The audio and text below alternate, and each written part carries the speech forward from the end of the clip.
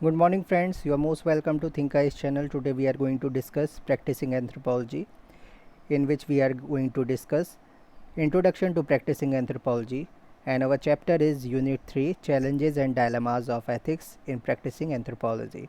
Contents are introduction, what do we mean by ethics, ethical concerns in anthropology's history, disputes in ethical usage, in which we will discuss the disputes of confidentiality, the dispute of consent, the dispute of utility, the dispute of knowledge and its transmission. Then practice of ethics by practicing anthropologist, ethical responsibilities as cited by a professional anthropological body. Then summary. Learning objectives are, after reading this unit you will be able to understand the meaning of ethics, learn why ethics is required in anthropological research, know how ethics developed variedly due to different mashups of anthropologists in the history of anthropological research, understand the issues of confidentiality, consent, utility, and transmission of knowledge, learn about more detailed ethical practice, and learn about the guidelines provided by the National Association for the Practice of Anthropology (NAPA). Introduction. In the previous chapter, we have learnt about the development of practicing or applied anthropology. Now that we are equipped with enough knowledge to make ourselves comfortable with the subject, we are ready to learn about the vital concerns an anthropologist should keep in mind when he or she applies or practice his or her skills.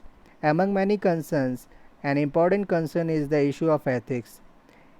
This unit thus will deal with what ethics is, how it came to be used, what its role in application and practice is, what its need is, and how its use influence the final creation of anthropologist.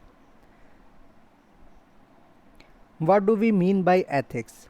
Ethics may mean moral conduct, codes, beliefs, values, integrity, conscience, principle, etc. It is a system of moral principles that regulates the appropriate demeanor of the of an individual or a group. Now that we know what ethics mean, you must be thinking how this comes into a turf of anthropology.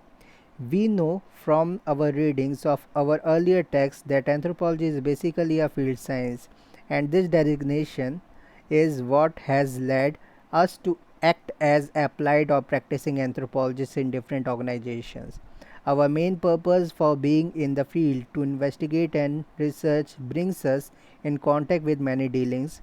The place where we investigate, the people we study, their lives, relationships, equations, etc., are their own, which we enter and somehow try to offer to the world with academic, intellectual, or professional intentions. As practicing anthropologists, we may even go to find solution for the people whom we study and try to bring about change. Whatever the reason, the fact remains that we get in touch with the people and population and use what defines them to immediate purpose of serving our intentions. The impact of such activities may be high. It is in such situations that ethics play a big role. For example, we can be used without disclosing the identity of the informants. How do we know that the results of our findings will not eventually a burden on the people studied, or how much as an investigator can we become involved with the population at a personal level? In view of these questions, we may like to believe that ethics denotes a complete creation of conduct. However, it is important for applied and practicing anthropologists to understand the notion of ethics subjectively. This is because it is not easy to understand ethical norms precisely, and it is also difficult to employ them steadily, as the areas in which practitioners research may each have different and problematic ethical needs. Then again, ethical concerns are also be viewed in terms of the respondents, the findings agencies, or co-workers all put together, as so as to not hurt the sentiments of the involved parties.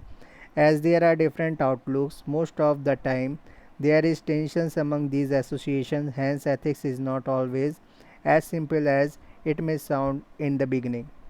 It is not as if ethical tenets are specific to the practicing anthropologist.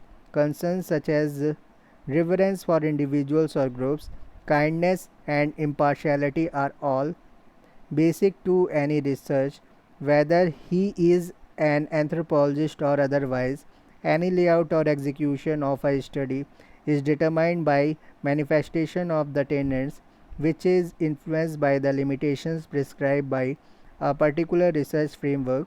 As a result, anthropologists might face more hurdles than other researchers, specifically anthropologists who are employed in research connected to policy formation, where ethnographic and qualitative methods are used.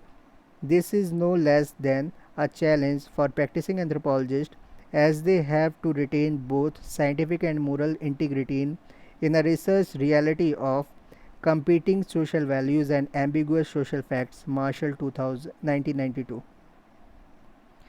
Next heading is Ethical Concerns in Anthropology's History.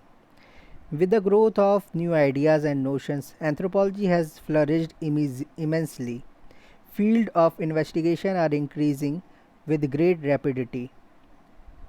Along with it, the growth of applied actions has given birth to fresh challenges and confrontations. In turn, this builds new concerns related to ethics. To delve into history, we find that deliberations on ethical code always occurred with it becoming a major issue of concern during the Vietnam War. The anxiety was aggravated by research projects which were highly ill devised and were conducted without any moral ethos. These were embarrassing disclosures that anthropologists had cooperated in government counterinsurgency research in Latin America in the early 1960s and in Southeast Asia in the late 1960s. Fluher Loban 1991. In fact, much